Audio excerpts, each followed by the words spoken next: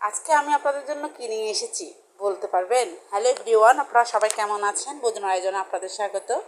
এই যে আমি একদম অনেকগুলো পেঁয়াজ রসুন ভাজা ভাজা করে কি দিচ্ছি, এই তো আমাদের সবার পছন্দের চিংড়ি মাছ।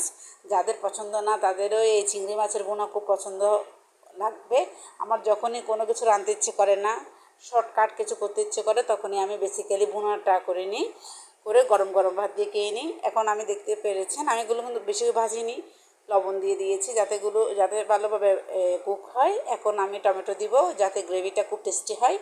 এখন আমি লবণ দেওয়ার পর এখন হলুদ মরিচ মশলা, তারপর হচ্ছে কি জিরের গুঁড়ি দিয়ে একটু ভালো করে কষাই নিব।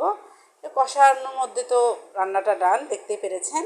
কাঁচামরিচ দিয়েছি ঝাল ঝাল হওয়ার জন্য। আপনারাও এবার যদি ঝাল পছন্দ করেন দিতে পারেন। আমাকে জানাবেন কেমন হয়েছে। আমার পাশে থাকবেন, ফলো করবেন, লাইক কমেন্ট শেয়ার সাবস্ক্রাইব করবেন।